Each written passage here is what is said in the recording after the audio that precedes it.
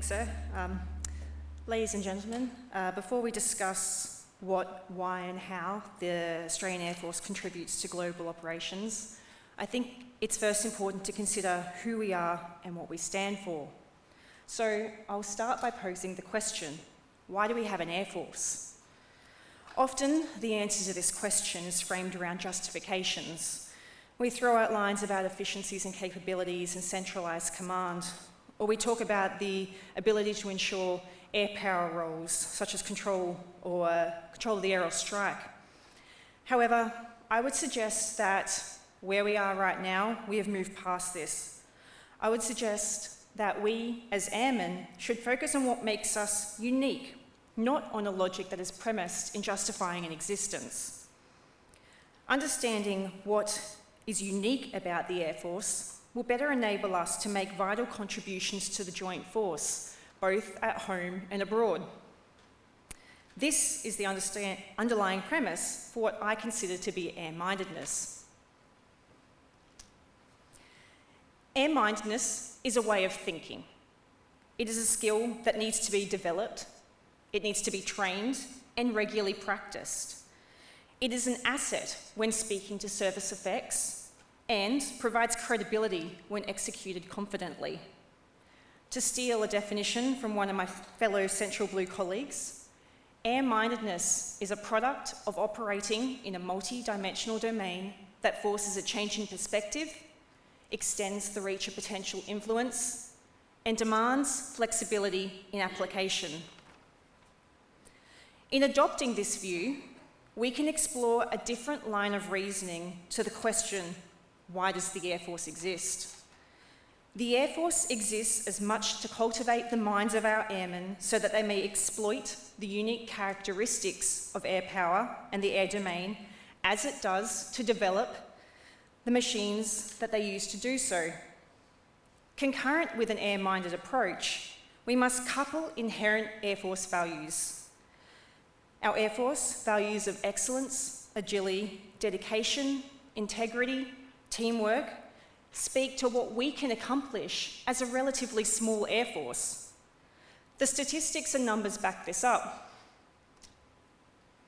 We have a permanent Air Force of a little over 14,000 people, for which we are to operate roughly 350 air platforms.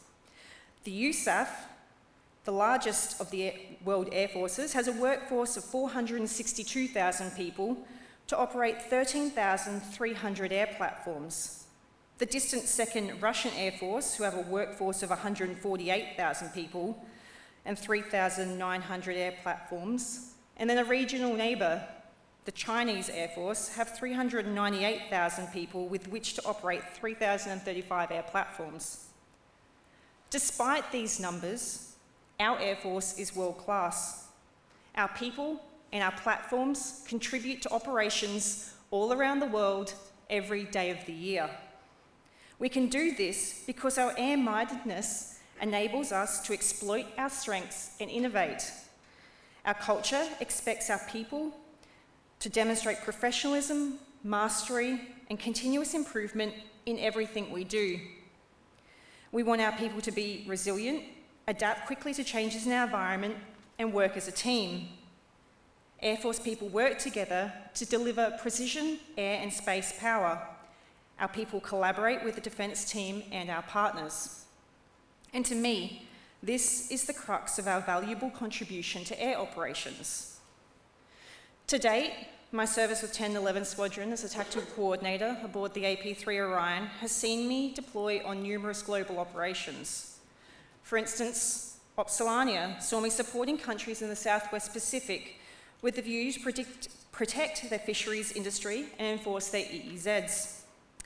OpSlipper took me to the Middle East, where we conducted overland ISR over Afghanistan, as well as maritime patrol in the Gulf of Aden and Oman looking for pirates and drug traffickers. Multiple deployments to Butterworth for Op Gateway saw me support Malaysia, specifically under the Five Power Defence Agreement, conducting maritime patrol in the Straits of Malacca and South China Sea. And these examples are just to name a few. And while I've contributed significantly at the tactical level, I now, in my role as ISR Operations Chief at the Air and Space Operations Centre, most often simply called the AOC, I have a better appreciation of what contribution Air Force makes at the operational and strategic level as well. But I don't want to just talk about what operations Air Force contributes to and how. There are multiple web pages and books on this topic. What I want to do is give you a few examples of how having an air-minded approach to operations opens the aperture for how a small Air Force can meaningfully contribute to global operations, as well as highlight that this can be done both at the tactical and operational level. So let me take you back to my original definition of air-mindedness, it being a product of operating in a multi-dimensional domain that forces a change in perspective, extends the reach of potential influence, and demands flexibility in application.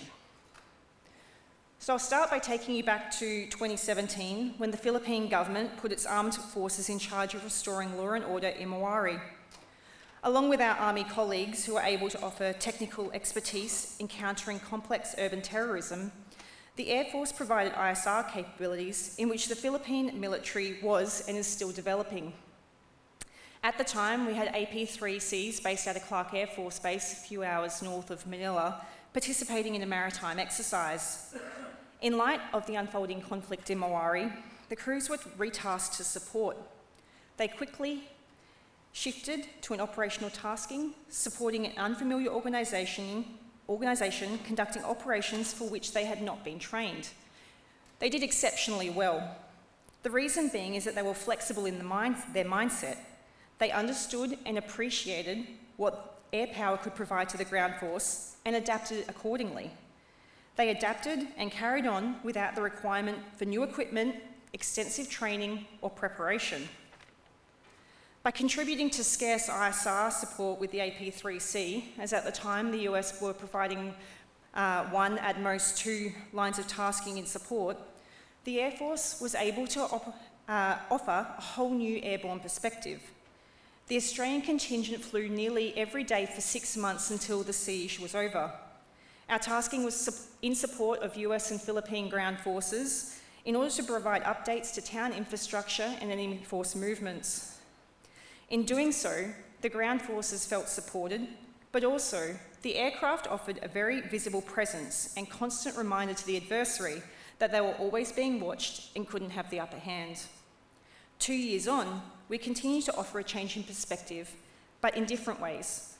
Air Force ISR operators and intelligence officers continue to travel to the Philippines to offer specific ISR training and TTP development. Having had access to ISR support during this conflict, the Philippine Armed Forces are keen to learn how to maintain that knowledge. Maritime ISR support to Operation ARGOS is another example of how the Australian Air Force contribution to global operations can be viewed through an air-minded lens. Operation ARGOS is Australia's contribution to the multinational effort to enforce United Nations Security Council resolutions related to North Korea, as North Korea continues to illegally import petroleum goods. Through providing an overt Australian airborne presence alongside the US, the Japanese and South Koreans, we add weight to Australia's ongoing economic and diplomatic efforts to put pressure on North Korea and enhance the capacity of ongoing multinational enforcement efforts. In this regard, the potential reach of influence is twofold. We support the government's strategic message of maintaining a global rules-based order, but also we demonstrate our commitment to our far north partners. The deployment of maritime patrol aircraft provides reassurance to Japan and Korea that we are committed partners in addressing mutual threats to our national interest. Further, the product we produce for our missions, images of illegal ship-to-ship transfers, demonstrates a superior tactical skill that highlights the high degree of competence of both our mission aircrew and mission intelligence support staff. Stepping away from ISR operations, Operation Southern Discovery is an enduring peacetime activity in support of Australia's national interest in Antarctica, which are based on the region's scientific, environmental, strategic and economic importance. ADF involvement in the Australian Antarctic program is consistent with Antarctic's the Antarctic Treaty's prohibition of any military activity other than for the provision of personnel, equipment in support of scientific or other peaceful purposes. The Air Force contribution, a C-17 aircraft providing a logistics air bridge between Hobart and Wilkins Aerodrome in Antarctica,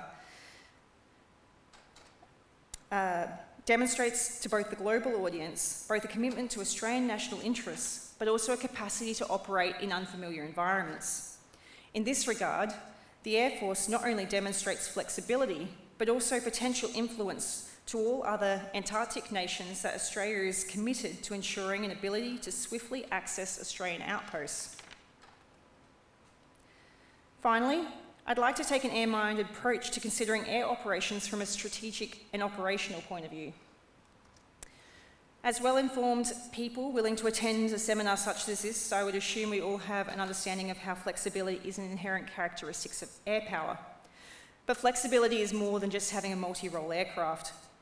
Flexibility is perhaps best on display by our people's ability to think through problems with an air lens. While a member of the Australian Air Force may not perform the role of Combined Forces Air Component Commander, or CFAC overseas, we do have the opportunity to fill senior positions within the CFAC's decision-making apparatus. Likewise, this opportunity is present in other coalition task groups and exercises. Performing such roles enables Air Force personnel to observe, develop, and demonstrate combat mastery at the highest level by providing the advice that guides the development and execution of air power strategy. I would further suggest that changing perspectives, extending the reach of influence and flexibility in application is in Australia's contribution to global air operations occurs right here in Australia. Through the provision of operational tasking at the AOC, Australian Air Force assets routinely contribute to maintaining global norms and support to coalition forces in the Indo-Pacific theatre. Working at the operational level lends itself to taking a step back from the tactical scenario and understanding the effect that is required. Not only this, but it requires the flexibility to change the plan at any moment based on a changing strategic environment. And let me assure you, there is never a better time to be well practiced at air-mindedness than if you're working in a joint operational headquarters. Thank you.